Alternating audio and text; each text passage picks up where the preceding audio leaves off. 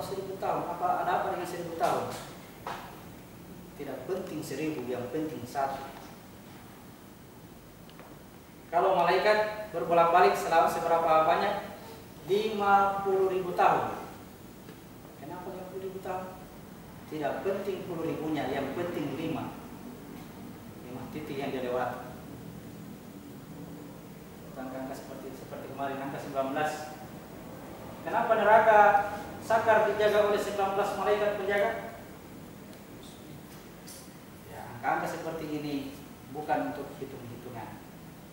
Seperti tadi, pahala di rumah 1, pahala sholat di masjid 27, berhitung lagi. Sholat di rumah 1, kalau di masjid 27, 5 kali 27, oh ini pahalanya. Kali berapa hari bisa sholat, banyak pahala ini.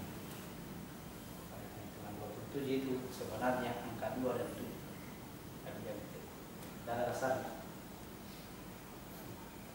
57. Baik, lanjut Nabi Yunus surat 21 ayat 87 sampai 88. Surat 21 ya. 21 ayat 87 sampai 88. Dan ingatlah kisah Zunnun dalam kurung Yunus ini. Ya, Zunnun, apa itu Zun? Zun itu artinya yang memiliki. Nun, yang memiliki nun. Kisah Zunnun. Kisah Zun itu yang memiliki nun. Karena dia ya, kalau penduduk gua disebut Ashabul Kahfi, dia asal apa bahasa Arabnya kapal. Dia pemilik kapal. Zunnun, pemilik kapal, pemilik titik nun. Dia dari atas turun dari kapal sampai dilempar ke tanah tandus. Ya, turun dari kapal, turun ke dasar, kemudian dilempar ke tanah tandus. Disebut Zunnun. Lanjut. Dan ingatlah kisah Zunnun atau Yunus ketika dia pergi dalam keadaan marah, lalu dia menyangka bahwa kami tidak akan menyulitkannya. Kenapa di situ dikatakan dia naik ke kapal dalam keadaan marah? Perhatikan syarat-syarat tadi untuk naik ke kapal. Ya, tanur memancarkan air. Jadi kalau dia marah berarti ini tidak terpenuhi. Ya, ya kan? Dia naik ke dalam kapal dalam kondisi marah. Ya, untungnya ada hadis Rasulullah yang jawab ya. Ada sahabat bertanya, bagaimana caranya supaya saya beriman kepada Allah? Dikatakan, jangan marah. Sesudah itu apalagi? Jangan marah. Setelah itu apalagi? Jangan marah. Karena kenapa? Orang beriman itu tidak marah. Kalau marah-marah berarti tidak beriman. Tidak rito dengan apa yang ada di sini. Marah terus, tidak ada iman. Jadi kalau dia naik ke atas kapal dalam keadaan marah, berarti Nabi Yunus bukan orang beriman. Apakah Nabi Yunus bukan orang beriman? Apa maksudnya Nabi Yunus bukan orang beriman? Nabi Yunus melakukannya dalam kondisi zalim dan bodoh. Di sini dia berpraktik, di sini dia bekerja. Naik ke atas kapal dalam kondisi ini berarti dia mengikuti agama Ibrahim. Dia melakukannya di sini, di fisik. Dia naik ke atas kapal dalam kondisi zalim dan bodoh. Itulah kita yang sekarang. Ya, kita sholat naik begini. Sudah ada iman belum tapi kita naik di atas kapal. Jangan ragu ya. Jangan ragu, jangan takut-takut. Rajin-rajinlah, usahakan selalu untuk naik di atas kapal. Suatu saat Tuhan itu akan buka itu pintu langit supaya kita bisa naik di atas kapal. Selalu apa ya? Hisab diri kita, berhasil tidak saya naik di atas kapal. Untuk bisa melihat berhasil apa tidak, keluar lagi bergabung dengan orang-orang masih suka marah-marah, tidak, gagal naik di atas kapal. Masih jengkel dengan seseorang, masih suka tuju-tuju orang, masih selalu keluar kata-kata, orang aja itu orang, belum berhasil di atas kapal. Tapi Nabi Yunus dikatakan untungnya dia selalu ingat kepada Allah. Artinya apa? Dia selalu, biar bagaimanapun dia selalu naik di atas kapal, naik terus. Ya. Kenapa kita selalu, biar sudah naik di atas kapal selalu masih ada marah-marah? Allah itu tahu kau itu zalim dan bodoh, ya. Biar sudah naik masih lagi marah-marah. Kenapa? Kau itu zalim dan bodoh. Tuhan itu Maha Pengampun, ya. Tidak mungkin begitu naik langsung menjadi orang beriman. Tidak. Kau zalim dan bodoh. Kau zalim dan bodoh. Akhirnya marah-marah terus jadinya. Yang terpenting adalah akui dirimu. Saya ini manusia lemah. Kalau tidak ditolong saya tidak bisa. Yang mengharapkan kekuatan kalau salah pengetahuan begini, tahu caranya. Berarti begini caranya. Biar ditahu caranya. Kalau bukan pertolongannya Tuhan tidak bisa. Tapi Tuhan juga tidak akan menzalimi hambanya. Ketika dia berniat untuk memperbaiki dirinya, Tuhan selalu bukakan jalan. Kemudian setelah itu dia selalu uji. Untuk apa dia uji? Tuhan tadi? Untuk memberitahukan ke kita, segini sekarang kau. Oh sekarang tambah sombong. Dengan pengetahuan tambah sombong. Dengan pengetahuan tentang sholat, kau sudah melihat orang-orang yang lain itu sholatnya tidak berguna. Kita saja yang berguna. Seakan-akan orang lain sudah tidak tahu apa-apa, tidak tahu agama, ini orang-orang tambah sombong.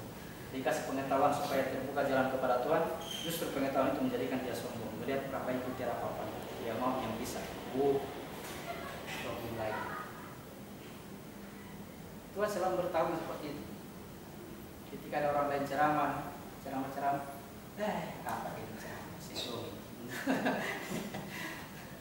Padahal kalau dia sudah berhasil naik sampai ke rahasia diri yang satu, melihat kondisi begitu pasti itu benar dia. Kenapa? Itulah yang dia tahu.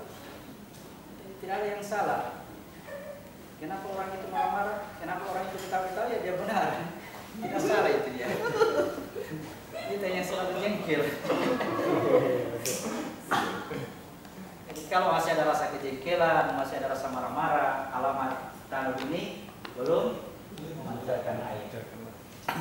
Kalau sudah memancarkan air, baru bisa naik ke dalam kapal, kembali ke diri yang satu.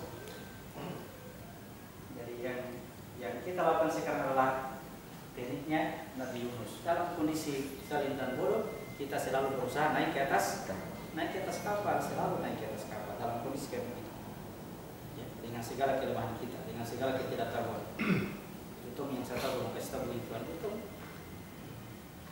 Lakukan itu. Ingat yang berhasil naik ke atas kapal itu. Ayat 36 tadi, hanya yang betul-betul beriman. Kalau tidak sungguh-sungguh ya tidak. Hanya sesaat saja lakukan, habis itu malas, ya sudah. Petunjuk sudah datang, kita tidak melakukan. Surat 10 ayat Masih ada lanjutan. masih ada lanjut. Sampai 88 kan? 88 ya. 87 tadi masih ada juga sampai. Maka dia berdoa dalam keadaan yang sangat gelap. Ya, dia berdoa dalam keadaan yang sangat gini maksudnya, dalam kondisi zalim dan bodoh, begini. Ya. Zalim kan kita sekarang keadaannya Yunus begini. Mau naik di atas kapal dengan praktek yang kita sudah pelajari. Lalu dia berdoa. Kita lihat doanya. Tidak ada Tuhan selain Engkau. La ilaha illa anta. Lihat. Tiada Tuhan selain Engkau. Maksudnya apa ini? Apa kita baca? Tidak Tuhan selain Engkau ya Allah. Tidak Tuhan selain Engkau. Tidak begitu. Ya. Tidak begitu doanya. Doanya itu adalah ketika kita melakukan sesuatu selalu lillahi ta'ala. Lillahi ta'ala itu artinya tidak apa-apa yang orang mau puji, orang mau tidak ada urusannya dia. Yang penting saya lakukan ini. Nah, itu baru la ilaha illa anta. Tapi kalau masih mau dipuji-puji, biar kita mau tidak Tuhan selain Engkau ya Allah, tidak Tuhan selain Engkau. Begitu melakukan kebaikan, mau sing dipuji. Sama juga tadi ngomongnya dengan perbuatannya beda. Jadi doa Nabi Yunus ketika dalam keadaan ini, keadaan zalim dan bodoh, dia jalankan tugas khalifahnya, kemudian ikhlasnya ada. Lillahi ta'ala. Lillahi ta'ala itu artinya tidak mengharapkan apa-apa. Tidak ada apa-apa. Kalau tadinya mudah-mudahan Tuhan memberikan pahala, kasih lagi juga itu, jangan ada begitu. Lakukan saja. Jangan sampai tidak tepat dari permintaan pahalanya, tidak tepat. Jangan sampai kita mau mengharapkan apa ini, mengharapkan sesuatu balasan dari Tuhan, padahal yang kita lakukan barang-barangnya Tuhan juga. Saya infakkan hartaku di jalan Allah. Dia bilang Tuhan, hartaku ini, hartaku itu.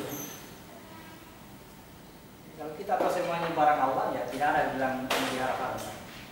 Kosong. Ketika semuanya kosong, dikosongkan, baru datanglah itu bisa Allah.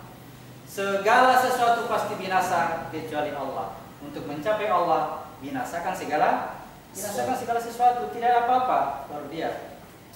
Itu asli. Kalau masih ada sesuatu, belum dia.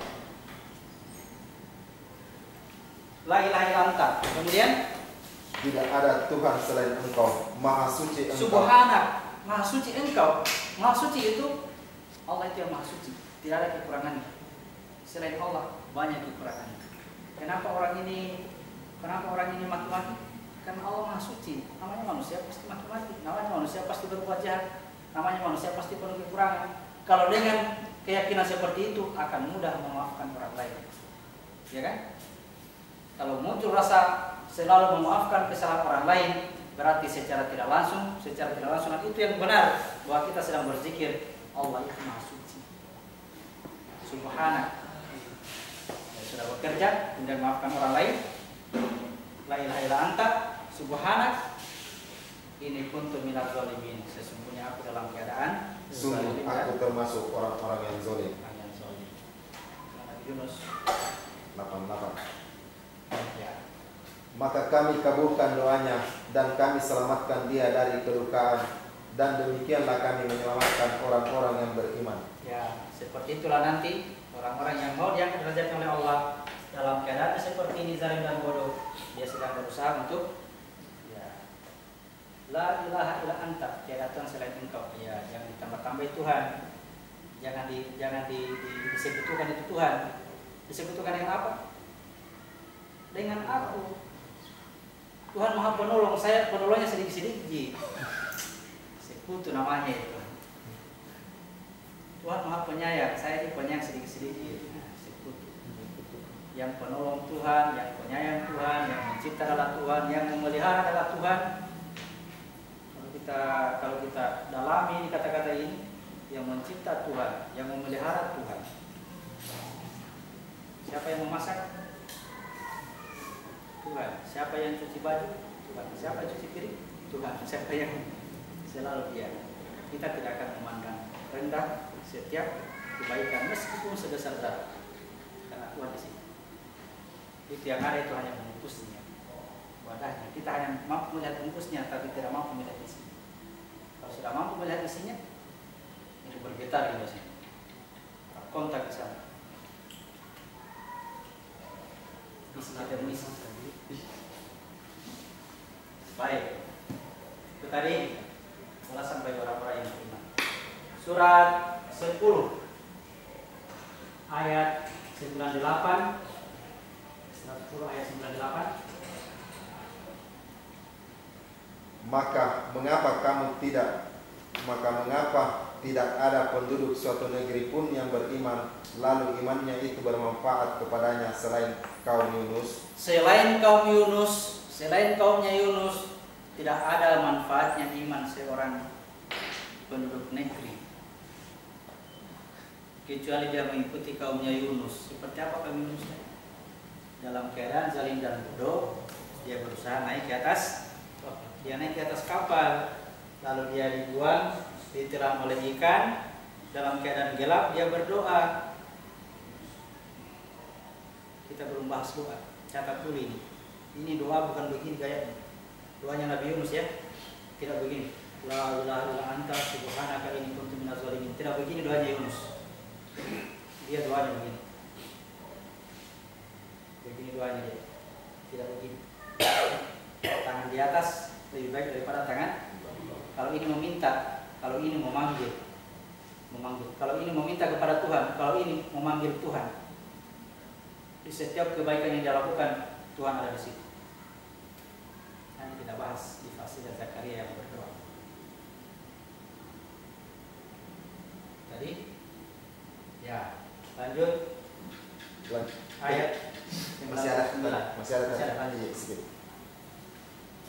ketika mereka kaum Yunus itu beriman, kami hilangkan dari mereka asap yang menghinakan dalam kehidupan dunia, dan kami beri kesenangan kepada mereka sampai waktu tertentu. Kaumnya Yunus yang dimaksud, itulah iman yang paling bermanfaat. Tidak ada lagi penduduk negeri setelah itu. Ya, kaumnya Yunus yang bermanfaat iman.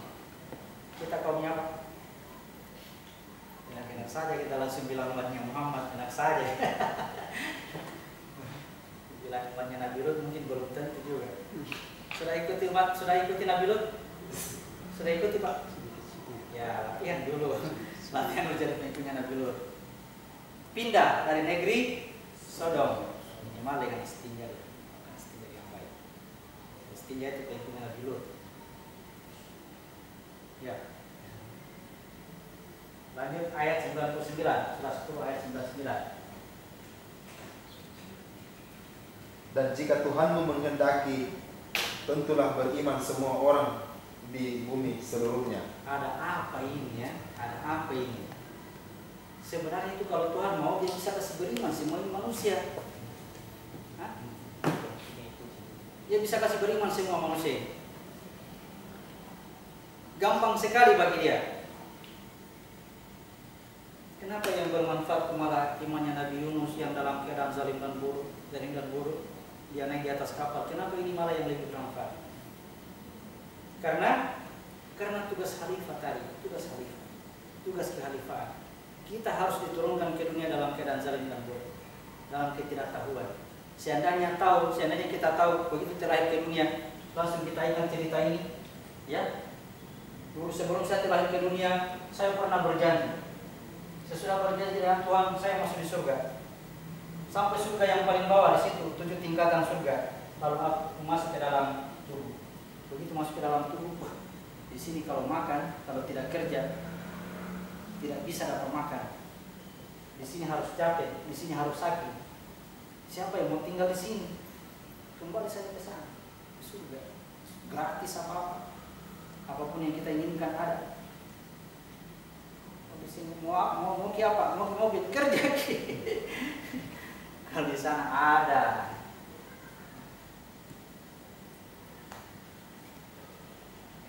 Harus diturunkan dalam keadaan saling ngatur.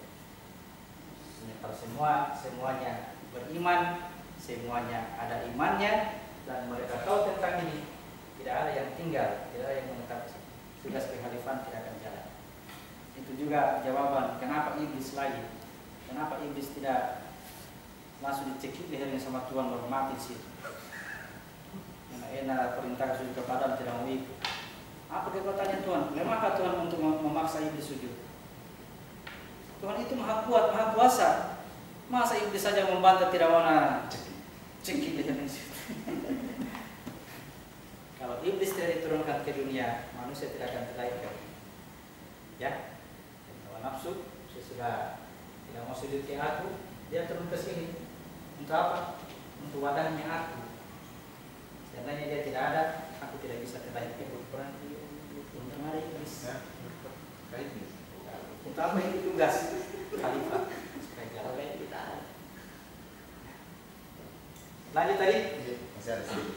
Ayat 99. Tetapi seandainya lagi.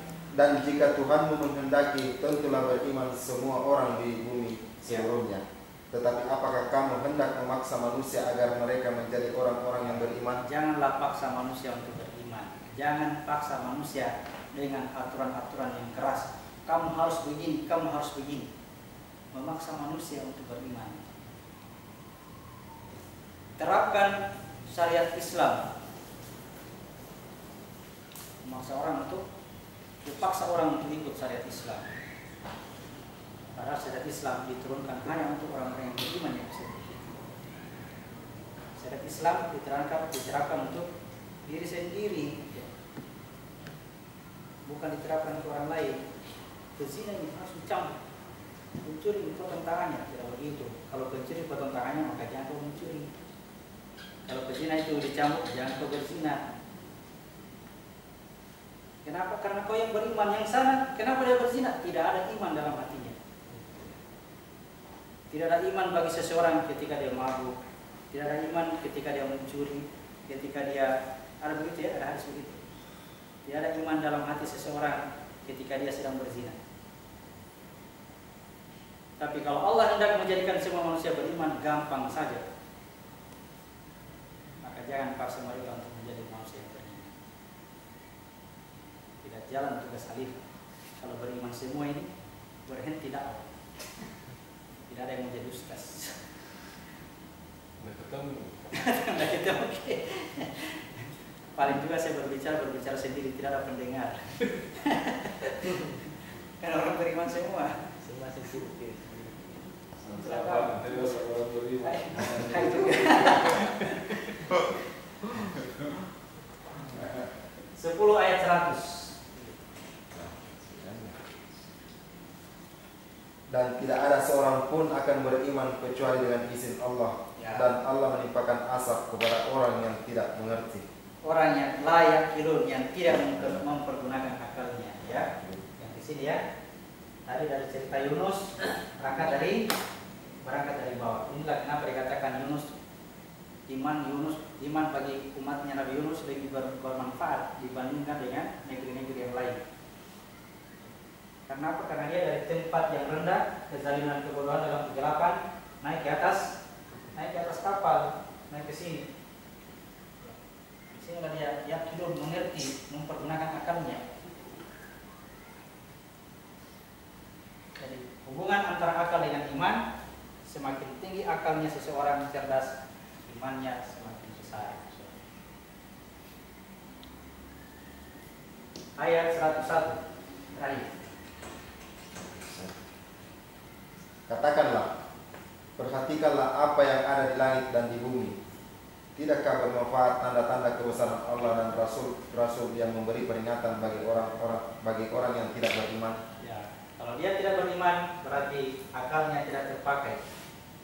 Kalau akalnya tidak terpakai, maka semua tanda yang Tuhan berikan di dunia ini, di alam nyata ini, tidak bermanfaat. Jadi akal gunanya untuk apa? Untuk membaca tanda-tanda yang ada di alam nyata itu. Allah sudah menurunkan semua tanda. Al-Quran tersimpan di Lauh Mahfuz. Begitu diturunkan disebut dengan ayat atau tanda, kode, simbol, lambang. Dalam setiap lambang ayat itu ada makna. Jangan langsung dimaknai dulu, dicerna dulu. Apa iya Tuhan menyuruh kita begini? Apa iya Tuhan menyuruh kita bunuh orang, apalagi bunuh diri? Harus pikir baik-baik. Jadi pertemuan berikutnya kita akan susun praktek sholatnya. Ya, persiapkan diri juga kalau mau berpraktek langsung boleh. Pertemuan berikut ya. Untuk malam ini saya tulis saja dulu urutan. Ya, urutan saja. Ini saya bisa hapus ini. Silakan tidak bisa apa-apa. Ya.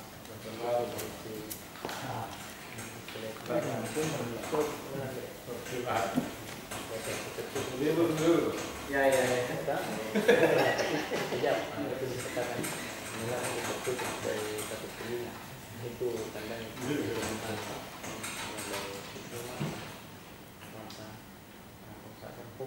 Praktik sholat.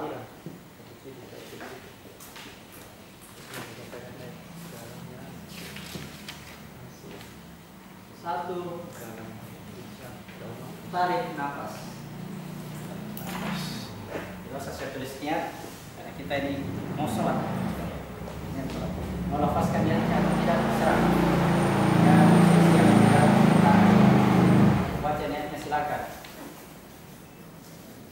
Tidak baca silakan. Satu, tarik nafas.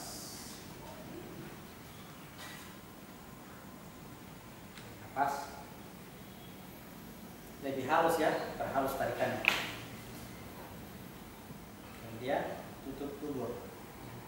Tutup lubang dulu.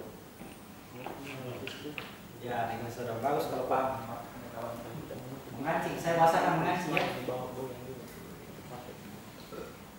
Mengancing, tidak kancing. bagus.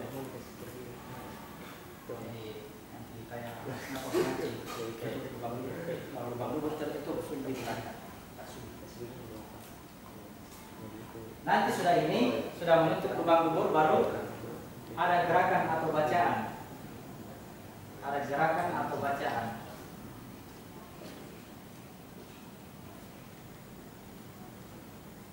Seperti takbir, kalau takbir lakukan nanti sudah mengancing. Ini gerakan. Bacanya Allahu Akbar. Sudah dilakukan mengancing baru bisa gerakan baca. Kalau sudah ada gerakan baca selesai, kita membaca itu napas keluar. Ya.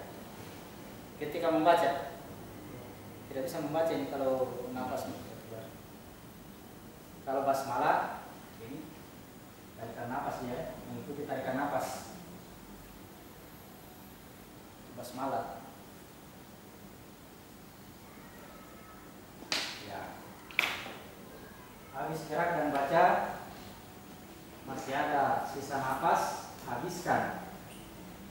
Habiskan sisa napas yang ada yang kita gunakan untuk membaca tadi, masih ada napas, dihabiskan, dihembuskan.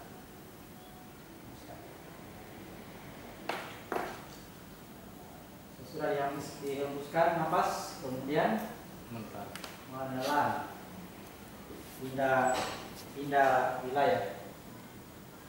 Di sini ada sungai, menyeberang sungai bagi Nabi Daud, tentara Talut dan Jalut menyeberang sungai. Barang siapa minum airnya, maka bukan dari golongan.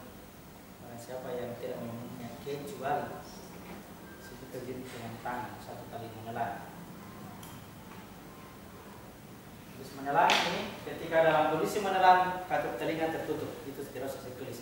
Itu otomatis kalau menelan katup telinga tertutup sesaat. Jangan dilama-lamakan, itu ada yang bisa lama-lama tutup telinga. Ditutup dari dalam telinga itu lama. Jangan lama, sesaat. Sebagaimana tadi mengancing atau menutup dubur.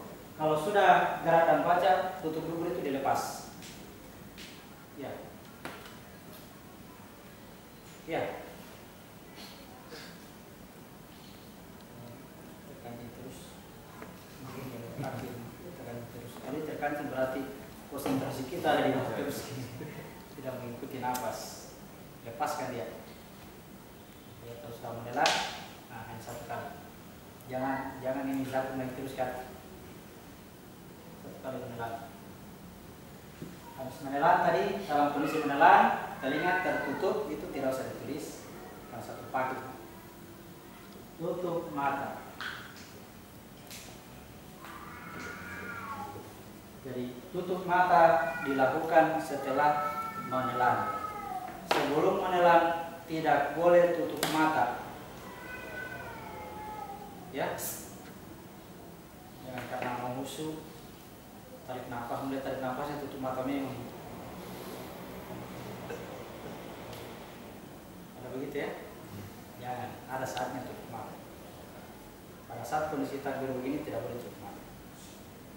Nanti sudah nafas dihabiskan, baru menelan, baru tutup mata. Dalam kondisi mata sedang tertutup, ya, diam sesaat, sejenak, diam. Saya tulis saja diam, lebih lama lebih bagus. Tapi lebih bagus sejenak daripada diam tutup mata begini baru pikiran melayang kemana-mana. Lebih bagus sesaat saja, terkonsentrasi di tempat sujud.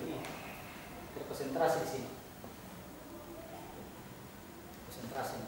Jadi selama dalam konsentrasi ini aman-aman saja, biar lama tidak apa-apa. Tapi biasanya itu kalau sudah tutup mata, kita sudah melayang kemana-mana. Kalau sudah seperti ya sejenak saja, langsung buka mata lagi. 8, buka mata.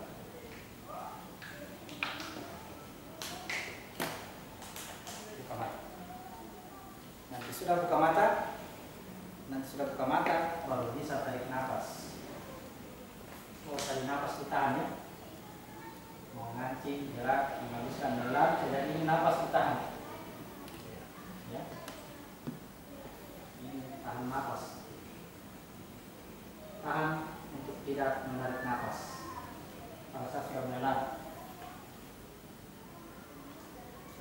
jangan dulu tarik napas sampai selesai. Sudah buka mata, harus tarik lagi nafasnya.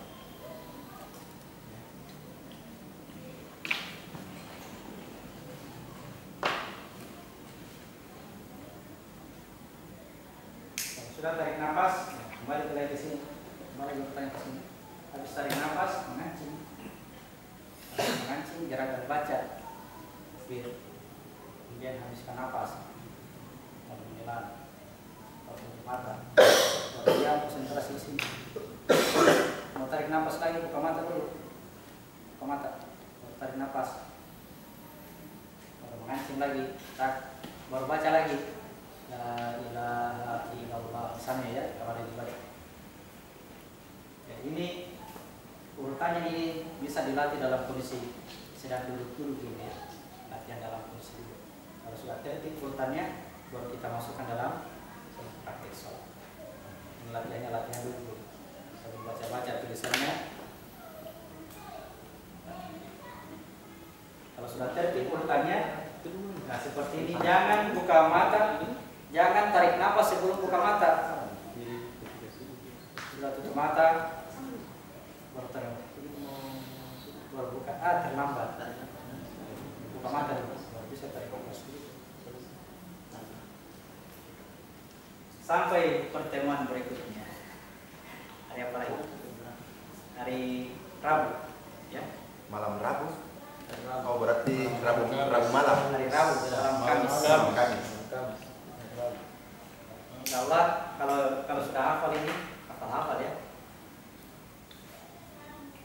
Kemudian pengajian tentang ini supaya lebih masuk pengetahuannya, terbaca di buka-buka di YouTube. Malam ini saya tutup. Assalamualaikum warahmatullahi wabarakatuh.